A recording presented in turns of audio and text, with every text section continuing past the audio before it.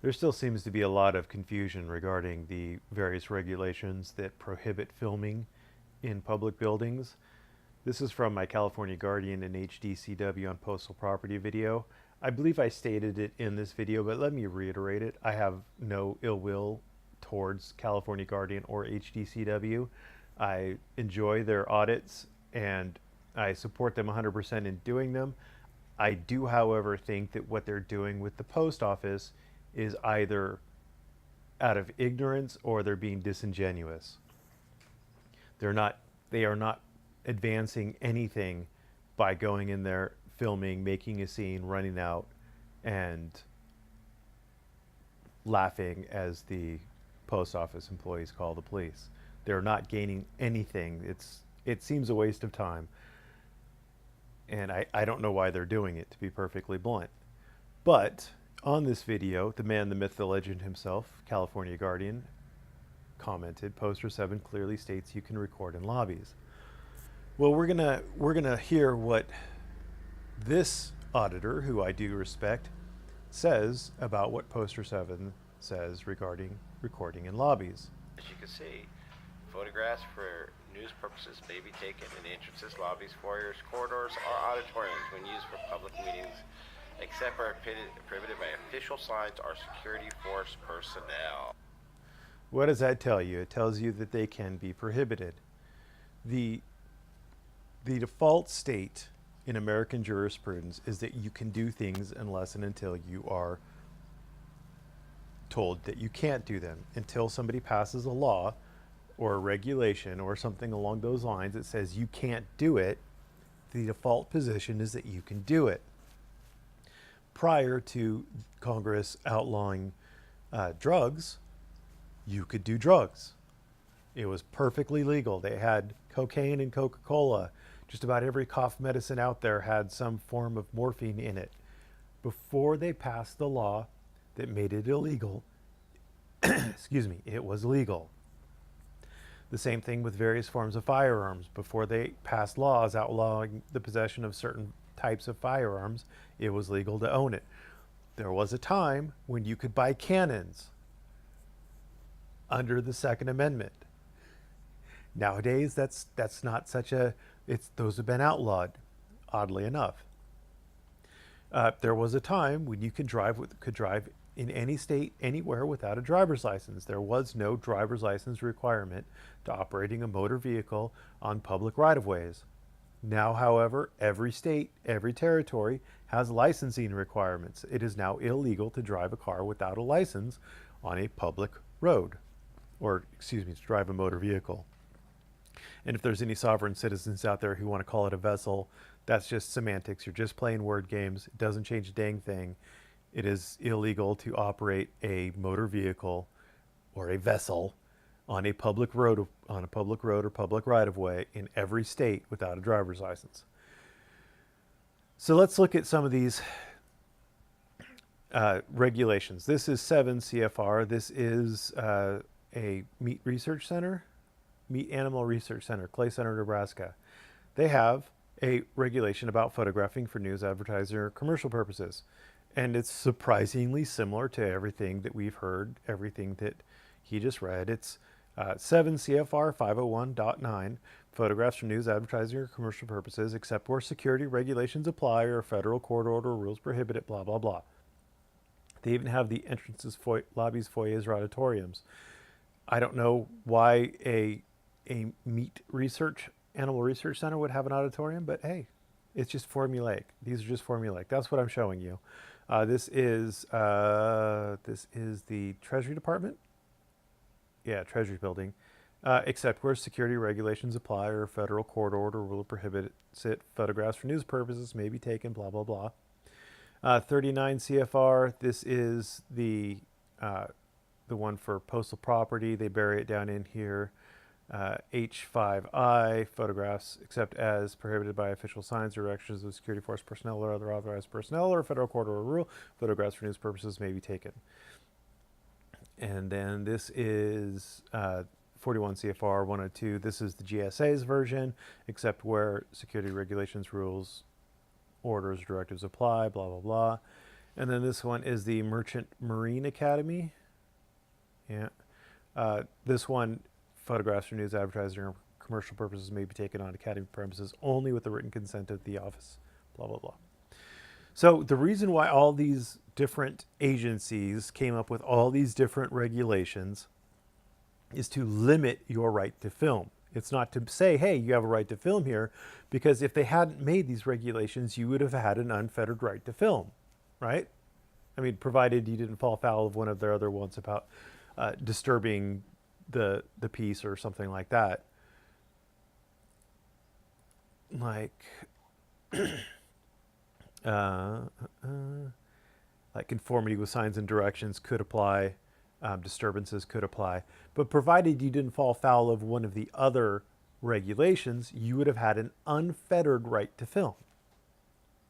So the purposes of these regulations is to restrict your right to film. So what he's saying is that it clearly states you can record. It doesn't. It says you may be able to record if the following criteria are met. Criteria number one is it's for news purposes. Criteria number two, it's in the lobby or something similar. Criteria number three, there are no prohibitory signs or personnel or court orders or anything like that that's telling you you can't.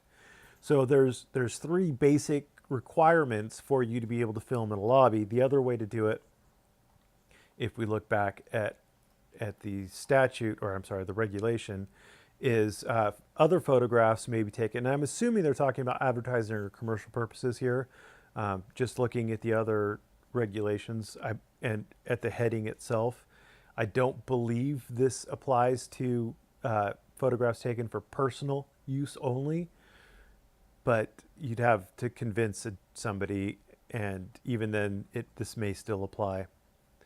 But other photographs may be taken only with the permission of the local postmaster. So for this, it has to be with the permission. You have to get permission in advance to film.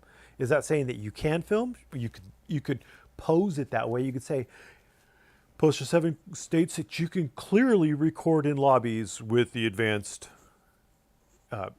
permission of the station head or postmaster or whatever.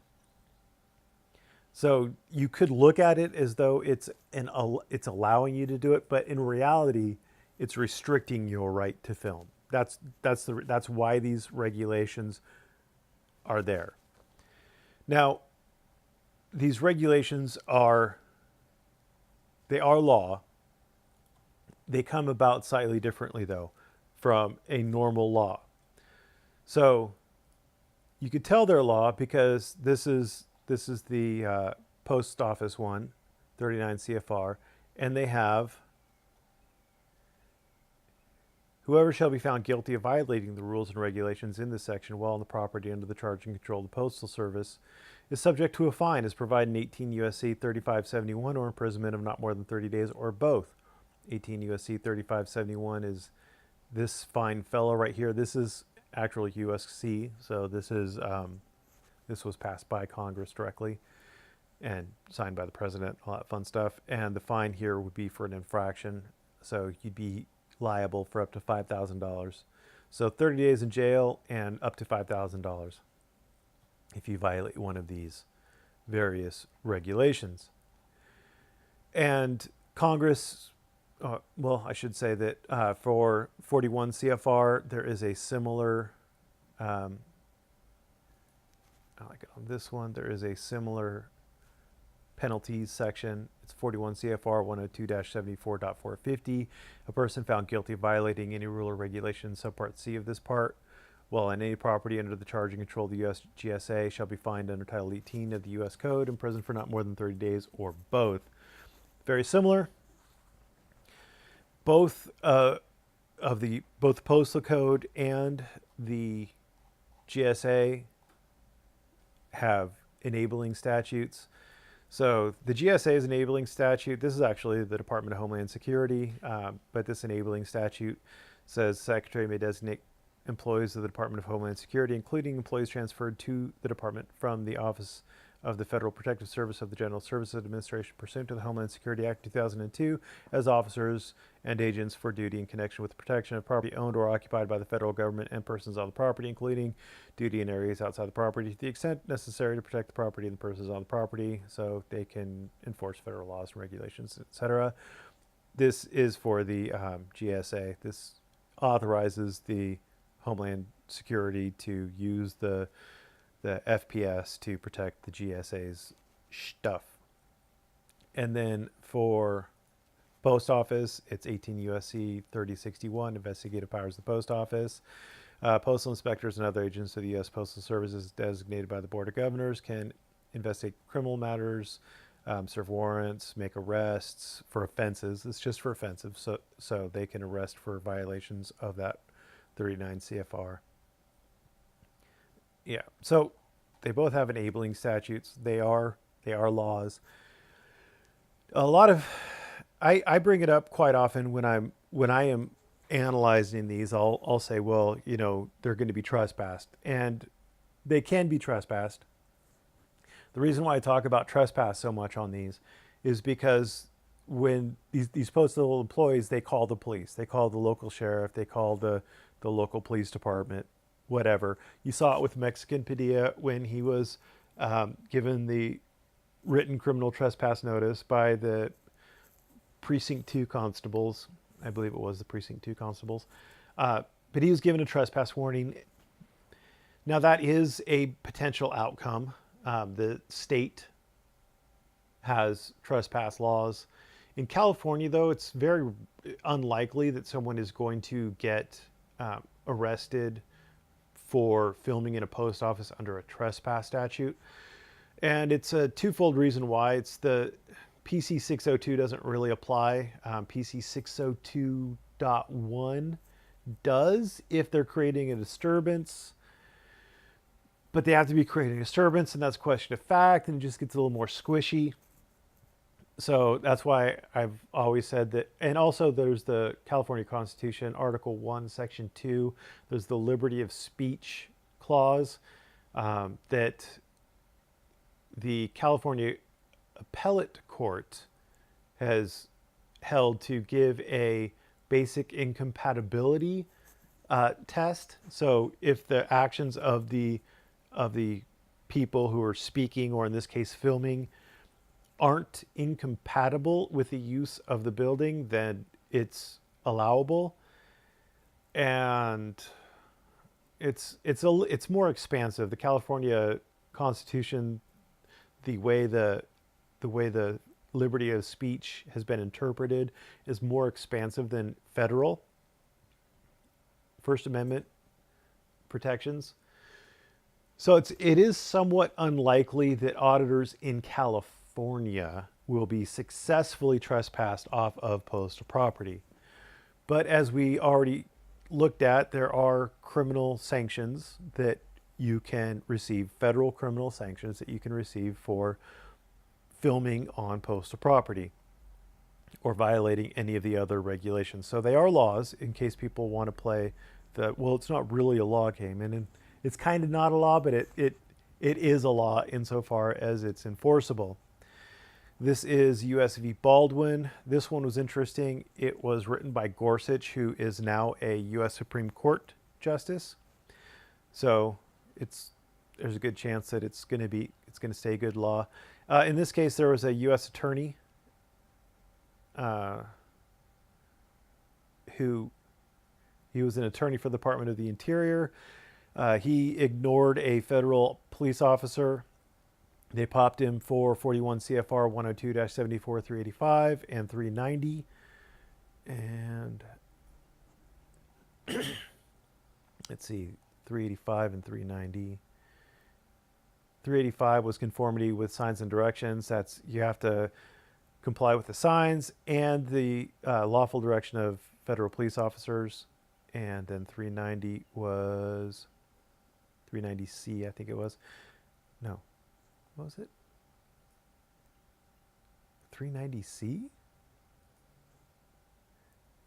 Oh, it's 395C. 390C is otherwise impedes or disrupt the performance of official duties by government employees. So that was kind of a contempt of cop charge that they added on. He was like speeding and ignoring the directions of the FPS officer. So and they found that he didn't actually. First, they found that it is law, that these regulations are laws, and they are enforceable as laws. And they also found that there are posting requirements for all of these things. 39 CFR, it says right at the beginning, I remember where that one is. It says the section shall be posted and kept posted at a conspicuous place on all such property. And 41 CFR, I believe, also says it'll be posted.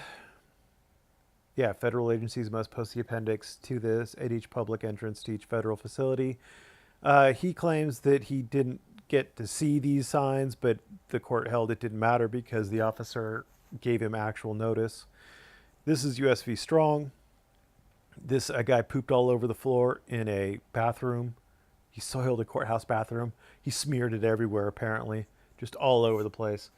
And they popped him for 102, 380, so 380B and 380D. We're going to look at those. So 380B was willfully destroying or damaging property, and D was creating any hazard on the property to persons or things.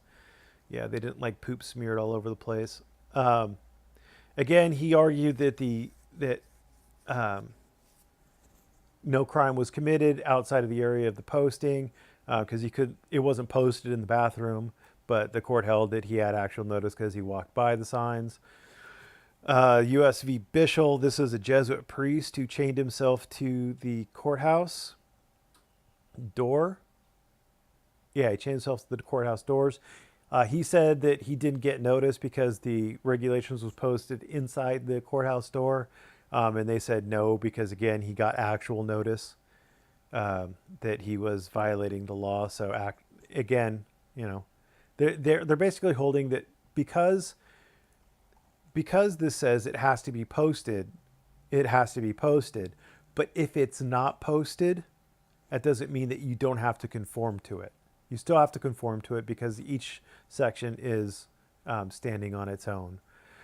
And then finally, this is the one that's really going to make your blood boil if you value the right to film in public. This is Askins and Ramirez v. the Department of Homeland Security. This is in the process of going to Court of Appeals in the Ninth Circuit. This is just a district court decision at this point. But Askins was filming from the shoulder of a public road. He was not in a port of entry. He was outside of the port of entry. He was on the shoulder of a public road right next to a public park where he was filming using a telephoto lens. He was filming the operations of the Department of Homeland Security, the Border Patrol. And they detained him. They took his camera. They deleted the photos he took off of it. So that was pretty annoying. Ramirez was filming from a pedestrian overpass, the footbridge. He was in the port of entry. So anyway, it might have applied a little bit more. But the Department of Homeland Security relied heavily on 41 CFR 102. 41 CFR 102-74.420. That is the except where rules, orders, directives apply or federal court order prohibits it. So they took their authority from this, and the court said that was A-okay. Now, I fervently hope that this gets overturned because I have no idea. 41 CFR, the whole section, applicability, the rules in the subpart apply to all property under the authority of the U.S. GSA and to all persons entering in or on such property. They didn't enter in or on it. And also the port of entry, I don't know that it was under the authority of the GSA. So that would have to be established. I did not see that established in here. So anyway, I don't like this case, but it exists. And so if somebody tells you just blatantly flat out that if you are filming from public property, if you're filming from a public sidewalk, then these things don't apply to you, well, We hope they don't. We cross our fingers that this decision gets overturned. It's a terrible decision. Anyway, we're hoping that it doesn't apply, but at this point we can't be certain that it doesn't apply. So I hope I've cleared it up. What we do know is that this statement that Poster 7 clearly states you can record in lobbies is at best misleading and at worst wrong. Mind your P's and Q's. Also, one other fun thing of note is that 18 USC 13 and, well, 18 USC 7 states that, let's go there. It states that federal jurisdictions are defined. So we're looking for 3, any lands reserved or required for the use of the United States under the exclusive or concurrent jurisdiction of. Oh, wait, hold on. Nope. We want 1. Okay. So special maritime and territorial jurisdiction. So lands owned by the U.S. that would otherwise be in the jurisdiction of a particular state are territorial jurisdictions of the U.S. I know I'm butchering this, but it's not really that important that you understand it. And then what 13 does, what 18 USC Part 13, is it allows the U.S. to use the state laws to prosecute people. So if some of the big cases that I've managed to look up is like somebody breaks and enters into a car that's in a U.S. Federal park.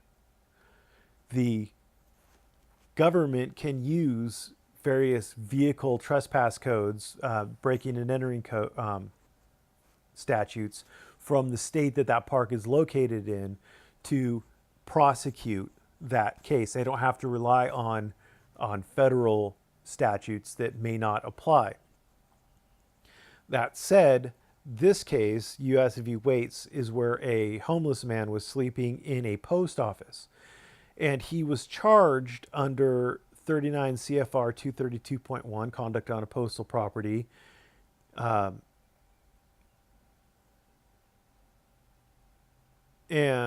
232.1.e, disorderly conduct. So he was 4 separate charges. The district court used the assimilation statute, this 18 USC section 13, to charge, or in district court, not the district court did it, but the government switched it over to the Oregon trespass statute because the Oregon trespass statute had a higher penalty associated with it. At the time that this case was in court, the 18 USC 3571, this fine for an infraction was $50. So the guy was looking at like up to 30 days in jail, and like I think for 4 charges he's looking at like $200. And the government thought that wasn't enough, so they instead of prosecuting him under the 232.1, they prosecuted him under the federal government prosecuted him under the Oregon trespass statute. And this court said, no, you can't do that. 39 CFR 232.1 has specific sections that apply to what this homeless guy was doing, and it had specific damages, and Congress has basically given you adequate ways of prosecuting this. Now, that doesn't mean that Oregon, in a separate state action, could not have prosecuted him under the trespass statute. That's not what this is saying at all. This is saying that the federal government has to use the federal, in this case, the federal regulations and the associated damages with them. So that was just an interesting little side note. It does not mean that Padilla, this is just a appellate case from the Ninth Circuit. That does not mean that Padilla would be scot-free from a trespassing charge if he goes back and violates the criminal trespass order, because the state has an interest in that. So he could still be prosecuted under the state's criminal trespass statute, I believe. Hashtag I'm not a lawyer in Texas, so I'm not 100% on this. But he could theoretically be popped under both. Federal laws and state laws don't bring up double jeopardy. So you could be charged, like if there's a federal charge for murdering someone that you fall into the federal jurisdiction of, they can try you for that, and then the state can also try you for their murder statute. So you could actually, it's doesn't happen often. You'll see it pop up from time to time, but it doesn't. That doesn't bring double jeopardy into the picture because they're two separate jurisdictions. Anyway, I hope I've confused you enough for today. I hope you found this educational, at least. And be safe out there when you guys are auditing. Have a good day.